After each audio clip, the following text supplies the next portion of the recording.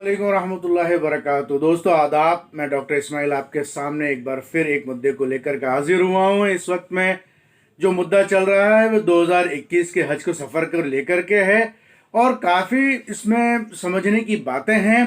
पिछले दिनों हाजी निज़ामुद्दीन जो कि राजस्थान हज वेलफेयर सोसाइटी के महासचिव हैं, उन्होंने एक कैंप लगाया जिसके ज़रिए से हाजियों को समझाया और हाजी लोग हज पे जाने के लिए उन्होंने मना कर दिया। उसके बाद में उनके पास में टूर्स एंड ट्रेवल्स वालों की धमकियां आना शुरू हुई है। चलिए सबसे पहले हम जो सेंट्रल हज कमेटी के सीईओ डॉक्टर मकसूद अहमद खान साहब है, उन्होंने अपना एक जूम मीटिंग के अंदर जो वीडियो वायरल किया है उनकी बात सुनते हैं, उसके बाद हम आगे की बात करते हैं। हेलो। ये हाजी यहाँ से जाने के बाद वो 7 डेज अपने रूम में ही क्वारंटाइन रहेगा, होम क्वारंटाइन। उसमें कोई खर्चा नहीं रहेगा, उसका रूम रहेगा। रूम में जो जगह है पहले ही बढ़ा दी गई है, 9 स्क्वायर मीटर की। उन्होंने बताया है कि एक रूम में जहाँ पहले 10 लोग रहते थे तो वहाँ 5 रहेंगे, 4 रहेंगे, या जहाँ 8 रहते थे तो वहाँ 6 रहेंगे। ये समझिए कवर का साइज 3 किया गया। तो क्वारंटाइन के लिए जो रूल है, ये उम्मीद है कि 7 डेज वहां पहुंचने के बाद उसको क्वारंटाइन होगा और हज खत्म होने के बाद क्वारंटाइन होगा। उसी तरह जाने से पहले 72 आवर्स पहले उसको, अभी इस बार हम हाजी को इम्बार्केशन पॉइंट पे 36 घंटे पहले बुला रहे हैं ताकि वो आ जाए, रेस्ट कर ले, उसका 1 दिन 2 दिन का क्वारंटाइन हो जाए, उसमें उसकी कोविड की टेस्ट हो जाए, कोविड के टेस्ट पॉजिटिव आ जाए। वो 72 आवर्स के पहले वाली टेस्ट जो रहेगी, बोर्डिंग से 72 आवर्स पहले उसका यहाँ टेस्ट होगा, फिर वो हाजी वहां जाएगा और फिर बाद में वो अपने रूम में चला जाएगा। रूम में क्वारंटाइन रहेगा या नहीं रहेगा, 3 दिन का रहेगा या 7 डेज का रहेगा, ये वहां जाने के बाद पता चलेगा। और ये जब उसके वहां जाने के बाद या सऊदी की गाइडलाइंस आने के बाद पता चलेगा। लेकिन हमने एहतियातन ऐसा समझा है कि 7 डेज का क्वारंटाइन रहेगा।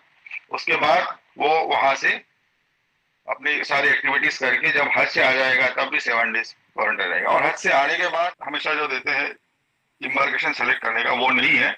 हाजी को खाली अपना डिटेल देना है, वो जो डिस्ट्रिक्ट का रहेगा उस डिस्ट्रिक्ट के हिसाब से इम्बार्केशन यहाँ अलोकेट होगा। कॉस्ट का जो मसला है, तो इसमें चूंकि पहले एक हाजी को 4 स्क्वायर मीटर जगह देती थी और अभी एक हाजी को 9 स्क्वायर मीटर, अब उस बिल्डिंग में 35-35 दिन का वो टूर हो रहा है और उसमें हमने 1500 रुपये, 2100 की जगह 1500 रियाल का प्रोविजन किया है। वो भी हम रियाल लाना मुश्किल है तो उसको कार्ड के जरिए देने का प्लानिंग कर रहे हैं कि कार्ड में उसमें पैसे डाल के दे देंगे, जो वहां पर कहीं भी वो एटीएम से विदाउट एनी एडिशनल चार्ज निकाल सके। एसबीआई से उसकी बातचीत चालू थी। तो ये कॉस्ट उसकी, जो हज की हज वीजा की फीस थी 300 रियाल, जो ट्रांसपोर्टेशन में कॉस्ट बढ़ी है, अभी जो एकोमोडेशन में कॉस्ट बढ़ेगी, क्वारंटाइन के जो खर्चे रहेंगे, उसको टेस्ट 4 बार टेस्ट करना होगा। यहाँ टेस्ट करके जाएगा, वहां जाके टेस्ट करेगा, वहां से टेस्ट करके आएगा, फिर यहाँ टेस्ट करेगा। तो ये जो सारा जो खर्च है, इसको पकड़ते हुए हमने अंदाजा लगाया है कि 1,20,000, जैसे पिछले टाइम 2,50,000 ये मिनिमम खर्चा था, अभी इस टाइम 1,20,000 एडिशनल लग सकते हैं। इससे कम भी लगेंगे और हो सकता है इससे ज्यादा भी लगेंगे। अंदाजा है इससे कम ही लगेंगे। हाजी को सेलेक्ट करने के लिए आसानी हो, इसलिए गाइडलाइन दी गई है कि भाई हो सकता है कि इतना 3,20,000 3,70,000 खर्चा आएगा, 1,20,000 ज्यादा पड़ेगा। ये थे सेंट्रल हज कमेटी के सीईओ डॉक्टर मकसूद अहमद खान। इन्होंने पूरी तफसील से बात को बता दिया है कि किस तरीके का सफ़र होगा, कितने दिन का क्वारंटीन होगा, कितना पैसा वहाँ मिलेगा, कितना आपको खर्च करना होगा, क्या क्या चीज़ें आपके जो लिए है वहाँ पर मुहैया होंगी, कितना कमरा मकान बड़ा होगा आपके लिए, सारी चीज़ें तफसील से आपने बता दी है। यही बात हाजी निज़ामुद्दीन ने बताई। चलिए हम उन्होंने जो एक वीडियो बना करके हमारे चैनल के ज़रिए से भेजा है, हम उनको भी सुनते हैं, फिर उसके बाद में हम देखते हैं कि उन्होंने क्या कहा। वालेकुम रहमतुल्लाहि व बरकातहू। हज़रात, इस साल जो पेचीदगियाँ हैं हज के मामलात में, उससे मैं वाज़ेह कर रहा हूँ आप लोगों को, आप लोग समझ लें। और ये सारी बातें सुनने के बाद में भी अगर आपका फिर भी हज पे जाने का मन करता है तो आ जाइए, हम तैयार बैठे हैं, आपका फार्म भरेंगे। सबसे पहली बात तो ये है कि जो गुज़िश्ता साल 2,35,000 का हज था, वो इस साल 3,48,810 रुपये का है। इसमें कमी बेशी भी हो सकती है। दूसरी बात यह है कि जो गुज़िश्ता साल आपको 2,100 रियाल मिला करते थे, अब 1,500 रियाल मिलेंगे। आगे चलिए। जो वक्त 40 से 42 दिन का मिला करता था हज में, उसको घटा के 30 से 32 दिन का किया। अब 30 से 32 दिन के अंदर आप तफसील से इसको जान लें कि आपके 2 दिन, आपको 32 दिन मिले, 2 दिन आपके आने जाने के चले गए, बचे 30 दिन। इस 30 दिन के अंदर आपको 14 दिन क्वारंटाइन में रहना है टोटल मिलाकर के। तो अब बचेंगे आपके 16 दिन। 16 दिन के अंदर आपको 5 दिन मीना, अराफात और मुजल्फा में गुजारना है। हज का जो अरकान है, अय्याम है, वो 5 दिन के हैं, वो 5 दिन आपको वहाँ पे गुजारना। अब आपके पास में बचे 11 दिन। इस 11 दिन के अंदर आप मदीने तो कितने दिन रहेंगे और मक्का कितने दिन रहेंगे। अगर आप 8 दिन मदीने नहीं रहते हैं तो 40 नमाजें आपकी अदा नहीं हैं। कम टाइम में जाएंगे, हो सकता है ये तो सऊदिया का नियम है, जो जिस तरीके से वो भेजेंगे उसी तरीके से आपको वहाँ पे जा कर के रहना पड़ेगा। तो ये एक खतरे की अलामत ये भी है कि 40 नमाज वहाँ पूरी नहीं हो रही। चलिए अब आइए, आप जयपुर से आपकी फ्लाइट ही नहीं है, आपको दिल्ली से जाना। तो जो आपका 3.5 लाख रुपये जमा हो रहा है, उसके अलावा आप जो अपने लवाकिन रिश्तेदार कुनबेदारों को लेकर के जाएंगे तो वही 4 लाख रुपये में जाकर के आपका एक आदमी का हज का खर्चा बैठा। इसके अलावा यहाँ पर जो आपकी जांच पड़ताल होंगी, वो जांच पड़ताल के बाद में अगर आप फ्लाइट के टाइम से पहले आपकी जो जांच हुई, अगर आप उसमें पॉजिटिव आए तो आपको यहाँ पे क्वारंटाइन करेंगे। और उसके अंदर आपका वक्त हुआ फ्लाइट का तो आपको 2nd, 3rd या 4th फ्लाइट के अंदर वो रवाना कर देंगे।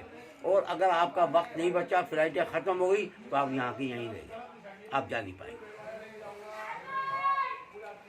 तो इन बातों पे आपको बड़ी तफसील से गौर करना है। अच्छा, दूसरा जो है रियाल का मैंने आपको बता ही दिया है। एक वहाँ पे ऐप मिलेगा आपको। हरम में आप कंटिन्यू 24 घंटे नहीं बैठ सकते, हरम आपके लिए नहीं खुलेगा। वहाँ पे ऐप के ज़रिए आपको परमिशन लेनी पड़ेगी। जब वो परमिशन आपको देंगे तब आप हरम में जाएंगे। कितनी देर की देंगे वो सऊदिया के इख्तियार में। ये भी आपके ऊपर नहीं है कि जो 24 घंटे पहले हरम खुला रहता था, आप जब चाहते थे चले जाते थे।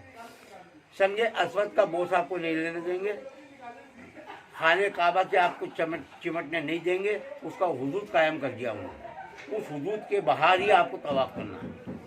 अब मामला यहाँ आता है कि यहाँ से जब हाजी जाएगा तो लबलब की जो पहाड़ी है वहाँ से आपको एहराम बांधे हुए होना चाहिए। अब आप यहाँ से जब जाएंगे तो वहाँ पर जाने के बाद में आपको यहाँ दिल्ली में करते हैं या वहाँ करते हैं, ये अभी खुलासा नहीं है। 72 घंटे आपको क्वारंटाइन रहना है।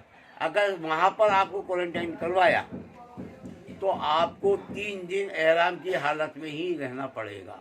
और दिल्ली में आपको करवा दिया तो आपको जाते ही उम्रा करना पड़ जाएगा। तो ये तो एक आसान तरीका है। और अगर सऊदिया में करवाया तो ये आपके लिए बाईस से परेशानी हो जाएगा। तो ये बहुत सारी समस्या हैं इस तरीके की। और दूसरी बात ये है कि 18 से कम उम्र के कोई भी फार्म नहीं भर पाएंगे। 65 से ऊपर के कोई भी आदमी फार्म नहीं भर पाएगा। तो इस तरीके से बहुत सारे मामला थे। कल हमने कैंप लगाया था ताले में, तो वहाँ पे तकरीबन 22 आदमी इकट्ठे हो गए थे फार्म भरने के लिए। जब मैंने उनको ये सारी बातें बताई तो उनमें से एक भी इंसान ऐसा नहीं निकला जो फार्म भरने के लिए तैयार हुआ। तो आप पहले इन बातों पे गौर कर लीजिए। 10 जनवरी तक का टाइम है। अगर इसके बाद में भी आप तैयार हैं तो राजस्थान हज वेलफेयर सोसाइटी आपका फार्म भरने के लिए तैयार बैठी है। तशरीफ ले आइए। अस्सलाम वालेकुम वरहमतुल्लाह। मोदीन जो राजस्थान हज वेलफेयर सोसाइटी के महासचिव है, जिन्होंने कैंप लगाया था, हाजियों को समझाया, तफसील से समझाया। टूर्स वालों के उनके पास में फ़ोन आते हैं, कहते हैं कि हमारा धंधा चौपट कर दिया। यहाँ पर कोई किसी का धंधा चौपट नहीं कर रहा है। यहाँ पर इंसान की जान सबसे ज़्यादा ज़रूरी है, ना कि धंधा ज़रूरी। धंधा बाद में है, जान होगी तो धंधा होगा। मेन बात यह है कि डॉक्टर मकसूद ने जो तफसील से बात कही है कि 70% गवर्नमेंट कोटे में मिलेगा, 30% टूर्स वालों को मिलेगा। इसमें क्या हर्ज है? जो हाजी टूर से जाना चाहेगा वो टूर से चला जाएगा, जो गवर्नमेंट की तरफ से जाना चाहेगा गवर्नमेंट की तरफ से चला जाएगा। लेकिन हाजियों को पूरी बात बताना बेहद ज़रूरी है और वही काम किया हाजी निज़ामुद्दीन ने। अगले मुलाकात और अगले मुद्दे के साथ में फिर हाजिर होंगे, तब तक दीजिए इजाज़त। अल्लाह हाफ़िज़।